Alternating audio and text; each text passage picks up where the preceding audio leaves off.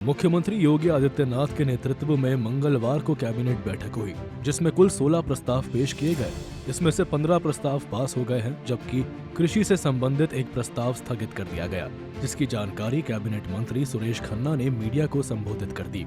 आज की मंत्रिपरिषद ने के समक्ष कुल 16 प्रस्ताव आए थे, जिसमें से एक प्रस्ताव कृषि विभाग का स्थगित किया गया और 15 प्रस्तावों पर मंत्रिपरिषद की सहमति मिल गई। आज एक बहुत खुशी की बात है कि जिस बात का बहुत दिनों से हम लोग इंतजार कर रहे थे कि निगम के माध्यम से आउटसोर्सिंग सर्विसेज को प्रोवाइड करना विभिन्न विभागों में, जहां पर जैसी आवश्यकता हो, उसको भी मंत्रिपरिषद ने अनुमोदन कर दिया है। इस दौरान कैबिनेट मंत्री A.K. शर्मा भी मौजूद थे, जिन्होंने नगरीय परिवहन की सुविधा के लिए प्राइवेट ऑपरेटर को आई चार्जिंग सहित नेट कॉस्ट बेसिक कॉन्ट्रैक्ट की जानकारी दी और बताया कि इसे लेकर सरकार की ओर से क्या क्या कदम उठाए गए हैं। परिवहन से जुड़ा हुआ विषय है और नगरों में आने जाने वाले लोग जो आसपास के इलाकों से जो लोग आते जाते हैं, उनके परिवहन की सुविधा को बेहतर बनाने के लिए हम लोगों ने एक प्रस्ताव मंत्रिपरिषद के समक्ष रखा था कि नेट कास्ट बेसिस पे, मतलब कि प्राइवेट ऑपरेटर को हम लोग लाइसेंस दें और वो लोग अपने घाटा मुनाफा के बदौलत, सरकार उनको कोई पैसा नहीं देगी, कोई सपोर्ट नहीं देगी, सिर्फ उनको एक वैधानिक सपोर्ट देते हुए ई चार्जिंग वगैरह की जो व्यवस्थाएं हैं उसको थोड़ा सा उनको सुविधा देते हुए सारा का सारा खर्च प्राइवेट ऑपरेटर उठावे, इस शर्त पे net cost contract basis model बोलते हैं उसको, उसपे प्रयोग के रूप में कानपुर और लखनऊ के 10-10 रूट, मतलब कुल मिलाकर के 20 रूट पे इस तरह की सुविधा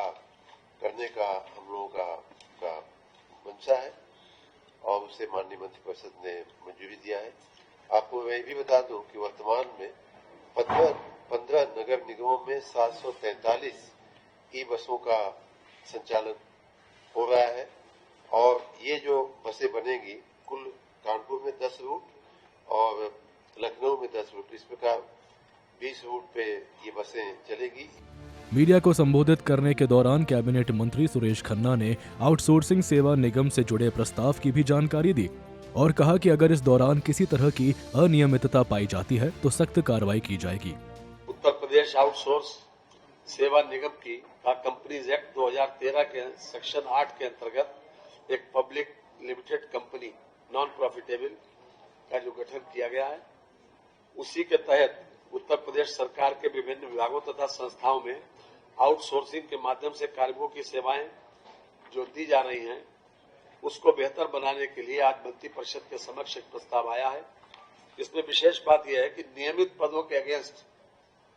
इसमें आउटसोर्स या संविदा पर नहीं दिए जाएंगे। साथ ही साथ जो निगम है वो जेम पोर्टल के माध्यम से सर्विस प्रोवाइडर तय करेंगे, एजेंसीज तय करेंगे और इन लोगों का जो मानदेय है वो 16,000 से 20,000 रुपए तक होगा। साथ ही साथ यदि किसी प्रकार की अनियमितता पाई जाती है, 3 वर्ष के लिए इनको सेवा का अवसर मिलेगा और किसी प्रकार की अनियमितता पाई अगर जाती है तो विभाग की संस्तुति पर जो एजेंसी है, निगम के भी संज्ञान में लाकर उसकी सेवाओं को समाप्त किया जा सकता है। नियुक्ति की अवधि 3 वर्ष होगी और मैं समझता हूं कि अभी तक की जो आउटसोर्सिंग के लोग जो तरह तरह की बातें चल रही थी और काफी दिनों से इस बात की प्रतीक्षा थी, उसमें उन लोगों को विशेष रूप से सुविधा मिलेगी। इन लोगों को 1 तारीख से लेकर 5 तारीख तक इनका वेतन मिल जाएगा और जितने भी जो प्रोविडेंट फंड का जो प्रोविजन है, ESI का है, वो सब कुछ इनके खाते में ही जाएगा जो उस कार्मिक होगा, अर्थात जो किसी न किसी रूप में सेवारत होगा उसी के उसमें जाएगा। अभी तक क्या होता था कि यह सर्विस प्रोवाइडर के खाते में जाता था और तमाम तरीके की शिकायतें इस बात की मिलती थी कि सर्विस प्रोवाइडर ने ये नहीं किया, वो नहीं किया, तो उनको तमाम शिकायतों को किसी भी तरीके से न आए और हर तरह से एक पारदर्शी प्रक्रिया के तहत इन लोगों को सेवा का अवसर मिले। वही कैबिनेट मंत्री ए.के. शर्मा ने मीडिया से बात करते हुए उत्तर प्रदेश निर्यात प्रोत्साहन नीति की भी जानकारी दी और राज्य को किस प्रकार निर्यात के क्षेत्र में अग्रणी बनाना है इसकी जानकारी दी। एक विषय और मंत्री परिषद के समक्ष आया कि हमारी अभी तक जो 2025 तक जो हमारी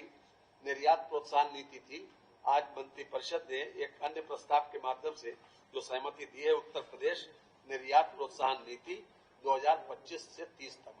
ये भी अपने आप में जो नए निर्यातक हैं उनको, खासतौर से छोटे उद्यमी हैं उनको, या फिर जो लोग स्टार्टअप के माध्यम से जो लोग निर्यात करना चाहते हैं, अब तक कोई इनोवेशन, उसको भी प्रोत्साहित करने के लिए नई नीति और आई। जो 2025 तक जो नीति समाप्त हुई, अब 25 से 30 तक आई। लगभग इसमें 882 करोड़ रुपए खर्च करने का अनुमान है और इसमें मेला प्रदर्शनी, हमारी क्वालिटी बेहतर हो, इसके साथ बायर और सेलर की मीट, खासतौर से जो अभी जिस प्रकार से हमारा 25 सितंबर से लेकर 29 सितंबर तक नोएडा में जो एक एक्सपोर्ट मार्ट हो रहा है, वहां पर इसी तरीके से एक्सपोर्ट लिंक्ड इंफ्रास्ट्रक्चर को डेवलप करना, टेस्टिंग एक्सेट्रा, यानी कुल मिलाकर जितने भी कंपोनेंट इसमें शामिल हैं,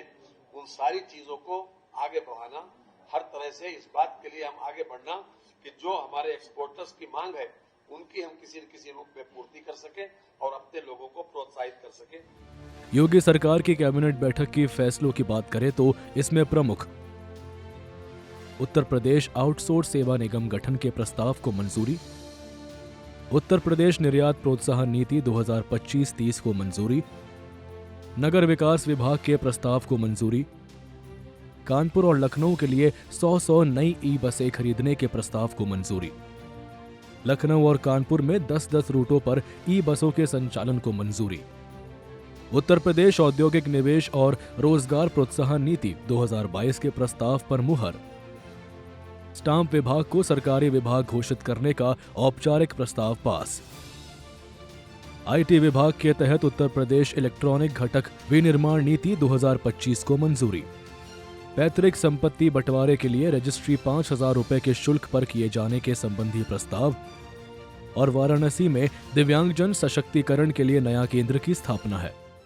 गौरतलब है कि प्रदेश की योगी सरकार अपने राज्य की जनता को लेकर ऐसे कई फैसले लेते रहे हैं जिससे प्रदेश के विकास के साथ साथ प्रदेश की जनता का भी कल्याण हो सके और उन्हें किसी तरह की समस्या का सामना न करना पड़े। ब्यूरो रिपोर्ट, सूर्य समाचार।